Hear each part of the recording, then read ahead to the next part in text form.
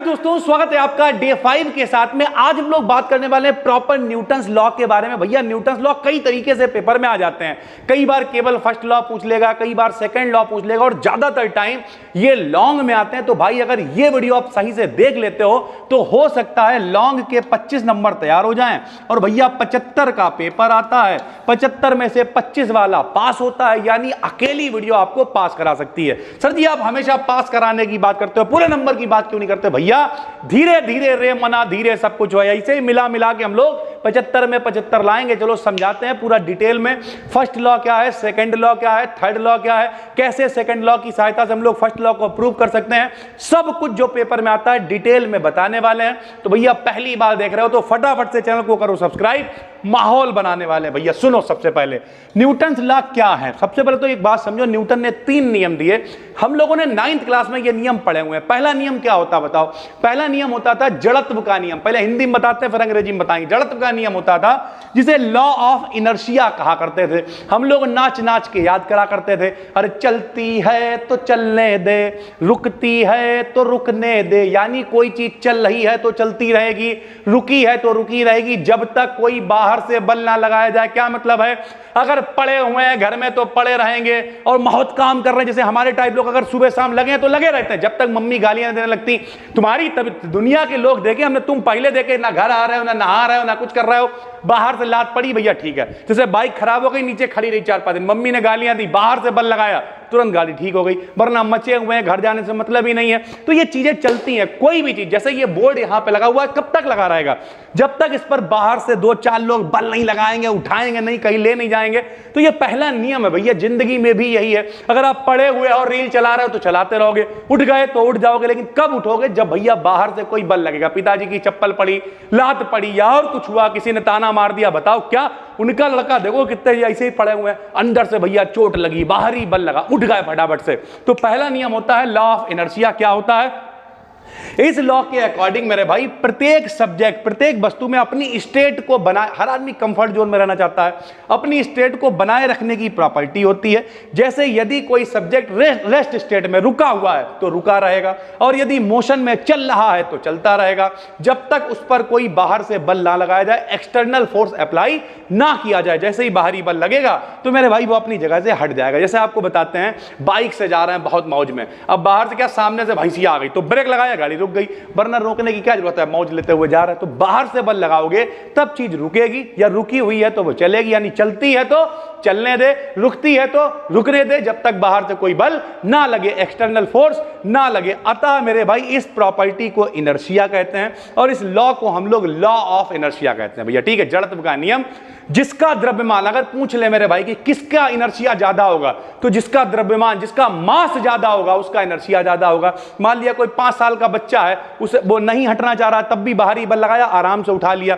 हाँ मान मेरा वजन इस समय 90 किलो से ऊपर हो चुका है, तो भैया हमारा इनर्शिया ज्यादा, खड़े होगा, ले भैया उठा के दिखाओ।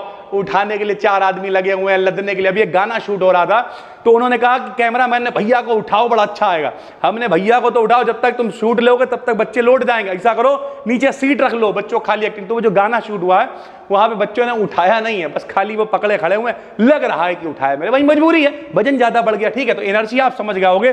कोई चीज रुकी है तो रुकी रहेगी, चलती है तो चलती रहेगी, जब तक उस पर कोई बाहरी बल ना लगाया जाए मेरे भाई। ठीक है, इसे ही हम लोग क्या कहते हैं? इनर्शिया कह देते हैं। दूसरा लॉ क्या है? बहुत आसान है भैया। दूसरा लॉ होता है F बराबर m इंटू ए। F बराबर m इंटू ए, बल बराबर द्रव्यमान गुणे त्वरण।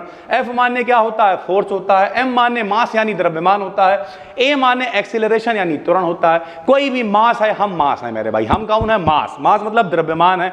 हमारे अंदर त्वरण लाना है, लात मारो मेरे, बल लगाया भैया, आगे चलते हुए चलेगा, सीधी सी बात है। तो इसका मतलब क्या है? किसी वस्तु का द्रव्यमान, किसी ऑब्जेक्ट का द्रव्यमान और उसका एक्सेलरेशन यानी त्वरण। त्वरण का मतलब होता है, एक्सेलरेशन का मतलब होता है चेंज इन वेलोसिटी, वेग में परिवर्तन। और वेग में परिवर्तन कब होएगा?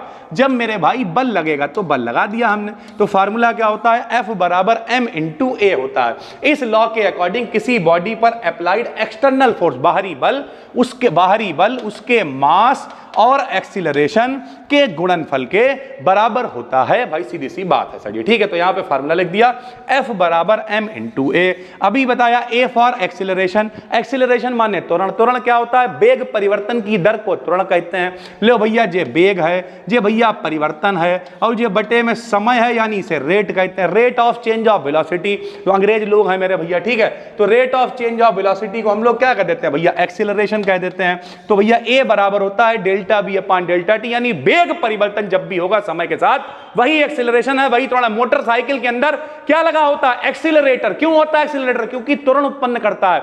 ऐसे करके पकड़ा, खींचा, वेग में परिवर्तन हो रहा है, भैया वेग में परिवर्तन हो रहा है ना, तभी तो उसे एक्सीलरेटर कहते हैं। तो त्वरण का मतलब एक्सीलरेशन, जब वेग में परिवर्तन होगा, और जो वेग में परिवर्तन करेगा उसे हिंदी में त्वरक कहेंगे, अंग्रेजी में एक्सीलरेटर कहेंगे भैया, ठीक है। तो यहां ए की जगह पर रख दिया, फार्मूला क्या है? F बराबर m इंटू ए है। ए की जगह क्या रख दिया? वेग परिवर्तन, बटे में क्या रख दिया? समय रख दिया। और m इंटू डेल्टा बी होता मोमेंटम, संवेग। द्रव्यमान के साथ में वेग कहलाएगा संवेग मेरे भाई। P बराबर क्या होता है? m into V. तो m इंटू वी को क्या बना देंगे? डेल्टा P, यानी फार्मूला हो जाएगा F बराबर delta P upon delta T। Delta P क्या हो गया भैया? P फॉर मोमेंटम यानी संवेग, बटे में समय को बोलेंगे रेट या दर, यानी संवेग परिवर्तन की दर। Rate of change of momentum is equal to external force applied on it, यानी बाहरी जो बल लगाया जा रहा है वो संवेग परिवर्तन की दर के बराबर होता है। दर क्यों बोलते हैं समय को? रेट क्यों बोलते हैं? क्योंकि भैया रेट का मतलब जिससे चीज पता चलेगी। जैसे मान लिया आप पार्ले जी खरीदने का रेट क्या? 5 रुपए, लेकिन हम इस क्लास को पढ़ा रहे, इसका रेट क्या? 5 रुपए रेट नहीं है इसका। इसका रेट है भैया 20 मिनट 25 मिनट, मेरे भी और आपके भी। अगर हम इस क्लास में वैल्यू नहीं ऐड कर पाए तो पता क्या होगा? तो मेरे भाई इस क्लास का जो रेट है वो खत्म हो जाएगा, किसी काम का नहीं रह जाएगा। तो यहां पे हम लोग जो रेट निकालते हैं वो कहां से निकालते हैं? टाइम से। टाइम ज्यादा इंपॉर्टेंट है ना मेरे भाई। तो इस तरीके से F बराबर क्या हो जाएगा? Delta P upon delta T हो जाएगी। Hence the rate of change of linear momentum is equal to force applied on it भाई, ठीक है। तो दो नियम समझ में आ गए। पहला नियम क्या है? Law of inertia. क्या होता है बता दो? कोई चीज चल रही है तो चलती रहेगी, रुकी हुई है तो रुकी रहेगी, जब तक बाहरी बल ना लगाया जाए। दूसरा क्या है? बल बराबर क्या होता है? द्रव्यमान गुणे त्वरण, मास इनटू एक्सीलरेशन। एक्सीलरेशन क्या होता है? Rate of change of velocity is equal to मेरे भाई एक्सीलरेशन। तो A बराबर रख दिया। m इंटू वी क्या होता है? संवेग यानी मोमेंटम, डेल्टा P यानी संवेग परिवर्तन की दर लगने वाले बल के बराबर होती है। आसानी से लगा दिया। तीसरा है भाई थर्ड लॉ। थर्ड लॉ क्या होता है? लो ये भी समझाते हैं। थर्ड लॉ होता है एक्शन रिएक्शन भैया। जैसी क्रिया करोगे वैसी प्रतिक्रिया मिलेगी। किसी महान आदमी ने कहा तुम जो जो करते आए हो, और तुम मतलब नहीं, इस तरीके से कहा तुम जो जो करते आए हो तो तुम्हें जो जो मिलता आया है वही मिलता रहेगा। लेकिन अगर आप कुछ एक्स्ट्रा करोगे तो जिंदगी में कुछ एक्स्ट्रा कर पाओगे। सीधी सी बात है। बड़ा बनना है, बड़ा करना है तो कुछ एक्स्ट्रा करना पड़ेगा। जैसी क्रिया करोगे वैसी प्रतिक्रिया मिलेगी। यहां हल्के से हाथ मारें तो क्रिया धीमे से करी, आवाज भी हल्के से आई। हाउ के हाथ मारे अंधाधुंध देसिया तो आवाज भी बहुत तेज आएगी मेरे भाई। प्रत्येक क्रिया की प्रतिक्रिया होती। सड़क पे गए, किसी के भी बज्जी मारी हल्के से मारी, मजाक में तो रिएक्शन भैया जो है आपने हल्के से करी, जो रिएक्शन उधर से आएगा वो भी हल्के से ही होगा। चिपका दिया किसी सही से तो भैया अगर एक्शन तेज हुआ तो रिएक्शन भी फिर तेज आएगी मेरे भाई। और दिशा हमेशा उल्टी होगी। इधर से हुई एक्शन, उधर से आई रिएक्शन। तो मात्रा बराबर होती है, वैल्यू बराबर होगी, लेकिन दिशा हमेशा अपोजिट होगी। तो प्रत्येक बॉडी की एक इक्वल एंड अपोजिट रिएक्शन होती है। इक्वल का मतलब होगी बराबर ही। हल्के करोगे हल्के रिस्पॉन्स मिलेगा, तेज करोगे तेज, लेकिन डायरेक्शन अपोजिट हो गई। पहले हमसे उसकी तरफ थी, अब उससे मेरी तरफ हो गई। तो हमने लिख दिया यदि एक बॉडी दूसरी बॉडी पे कितना बल लगाए? F21 लगाए। F21 का मतलब दूसरी बॉडी पर पहले के द्वारा लगने वाला बल, और दूसरी बॉडी भी इस पर अपोजिट फोर्स लगाए। मान लिया F12, पहली बॉडी पर दूसरे के कारण लगने वाला बल। बल हमेशा बराबर होंगे, डायरेक्शन अपोजिट होगी। तो लिख दिया F21 का मान F12 के बराबर होगा, लेकिन माइनस का F12 के बराबर होगा, क्योंकि डायरेक्शन हमेशा अपोजिट होगी। अगर इसे इधर ले आए तो F21 प्लस F12 का मान हमेशा कितना आएगा? 0 आएगा। यानी एक्शन और रिएक्शन जो है अगर दोनों को आपस में जोड़ दो तो सरल भाषा में वो 0 हो जाएगा। क्यों 0 हो जाएगा? जितना एक्शन है उतना ही रिएक्शन है, किधर भी चीज नहीं जा रही है, बिल्कुल इक्वल है, न्यूट्रल है। इसका मतलब दोनों का योग 0 है भाई, ठीक है।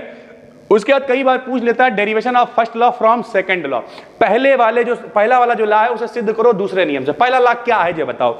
कोई वस्तु के वेग में परिवर्तन नहीं होगा जब तक बाहरी बल नहीं लगेगा। यही नियम है ना, रुका है तो रुका रहेगा, चलता है तो चलता रहेगा जब तक बाहरी बल नहीं लगेगा। सरल भाषा में वेग में परिवर्तन नहीं होगा। तो हमने भैया उल्टा डेरिवेशन करेंगे। देखो भैया क्या है बताओ, दूसरा नियम क्या है, F बराबर dp अपॉन dt, यही तो प्रूव किया है सर जी हमने। अब P बराबर क्या होता है, संवेग, संवेग बराबर क्या होता है, द्रव्यमान गुणे वेग, मास इंटू वेलोसिटी, मोमेंटम, यही तो होता है। तो m इंटू v हो गया, m को बाहर निकाल लिया, dv अपॉन dt रख दिया। उल्टा करना है, dv अपॉन dt क्या है भैया, a है, वेग परिवर्तन की दर को क्या कहते हैं, त्वरण है। तो F बराबर क्या हो गया, m इंटू a। अब पहला नियम क्या है कि अगर कोई बाहरी बल नहीं लग रहा है तो मेरे भाई वेग में कोई परिवर्तन नहीं होगा, रुका है तो रुका रहेगा, चलता है तो चलता रहेगा। तो हमने लिख दिया इफ, यदि बाहरी बल ना लग रहा हो, f का मान 0 हो। अगर f का मान यहां रख दोगे 0 तो a का मान भी क्या हो जाएगा, 0। और m बटे में आएगा तो 0 ही हो जाएगा ना। तो अगर बल 0 है तो त्वरण भी 0 हो जाएगा। और अगर त्वरण 0, a का मान 0 है तो भैया a बराबर क्या होता है, dv अपॉन dt होता है। dt को उधर भेज देंगे भैया, dt को उधर भेज देंगे तो dv क्या आ जाएगा, 0 आ जाएगा। इधर देखो dv क्या आ जाएगा, 0 आ जाएगा। और dv 0 आने का मतलब b कांस्टेंट है। dv 0 आने का मतलब b क्या है, कांस्टेंट है। कैसे कांस्टेंट है, d माने परिवर्तन, v माने वेग में, यानी वेग में परिवर्तन कितना आ रहा है, 0। और अगर वेग में परिवर्तन हो ही नहीं रहा है, वेग में परिवर्तन 0 है, इसका मतलब क्या है, जब परिवर्तन नहीं मतलब कांस्टेंट है, इसका मतलब b का मान क्या है भैया, कांस्टेंट है। तो dv का मान अगर 0 है तो b क्या है, कांस्टेंट है। यही न्यूटन का पहला नियम है। क्या नियम है कि अगर बाहरी बल नहीं लग रहा होगा, अतः एक्सटर्नल फोर्स अगर अप्लाइड ना हो तो किसी बॉडी की वेलोसिटी कांस्टेंट रहती है। यही न्यूटन का पहला नियम है। न्यूटन ने कही अगर बाहरी बल नहीं लगेगा तो वेलोसिटी कांस्टेंट रहेगी, रुका है तो रुका रहेगा, चलता है तो चलता रहेगा भाई, ठीक है। उसके बाद कुछ लिमिटेशंस हैं जो आपको पता होनी चाहिए न्यूटन्स लॉ की। पहला है, न्यूटन का पहला और दूसरा लॉ तभी अप्लाई होते हैं जब फ्रेम ऑफ रेफरेंस में कोई एक्सेलरेशन ना हो। फ्रेम ऑफ रेफरेंस आपको पढ़ा चुके, नहीं पढ़ा चुके तो बता देंगे। फ्रेम ऑफ रेफरेंस मोटा मोटा क्या होता है, किसी भी इवेंट के बारे में पता करने के लिए हमें एक फ्रेम लेना ही पड़ेगा। जैसे हमने कहा कि भाई गोली चल गई तो लोग पूछेंगे कहां चली, तो हम मान लिया कह देंगे कि खिरनी बाग चौराहे के पास चली। तो खिरनी बाग चौराहा वो फ्रेम आ गया जहां से हम नाप रहे हैं। कोई भी बात हम लोग करते हैं तो हमेशा क्या होता है, एक रिलेवेंस लेके चलते हैं, एक रिलेटिविटी का इस्तेमाल करते हैं। क्या मतलब है, जैसे अगर हम कहते हैं ये आदमी बहुत काला है तो काला है इसका मतलब हमने गोरा आदमी देखा हुआ है। हम कहते हैं आदमी लंबा है मतलब छोटा आदमी देखा हुआ है। डायरेक्ट आप चीज को कह ही नहीं सकते हो, रिलेटिविटी की जरूरत है मेरे भाई, ठीक है। तो अगर फ्रेम ऑफ रेफरेंस के अंदर कोई भी एक्सेलरेशन नहीं है, कोई त्वरण नहीं है, यानी जिस फ्रेम से हम नाप रहे हैं वो वहीं पे कांस्टेंट है, वो नहीं चल रहा है मेरे भाई। क्योंकि अगर मान ले बॉडी भी चल रही है, हमने कह दिया गोली चली कहां पे, बोले खिरनी बाग चौराहे के पास, तो खिरनी बाग चौराहा जो चल के थोड़े दिन बाद आगे चला गया तो फिर तो उसकी क्रेडिबिलिटी खत्म हो गई। तो एक्सेलरेशन नहीं होना चाहिए फ्रेम ऑफ रेफरेंस में। और कोई एक्सटर्नल फोर्स अप्लाइड ना हो रहा हो तो न्यूटन का पहला और दूसरा नियम अप्लाई हो जाता है। तीसरा लॉ क्या होता है कि लगने वाले जो बल हैं वो हमेशा बराबर होते हैं, एक्शन रिएक्शन बराबर होता है। परंतु ये तभी पॉसिबल है जब इन्हें एक ही टाइम पे नापा जाए। एक ही टाइम का मतलब क्या है भैया, अब यहां पे सारा खेल आ गया है। मान लिया एक्शन तुमने पहले नापी, रिएक्शन बाद में नापी, तो टाइम भी चेंज हो चुका है। उस टाइम के साथ में कई सारे फैक्टर्स ऐड हो जाएंगे, परंतु ऐसा करना पॉसिबल नहीं है। अर्थात न्यूटन का थर्ड लॉ भी कंप्लीटली सही नहीं है मेरे भाई, ठीक है।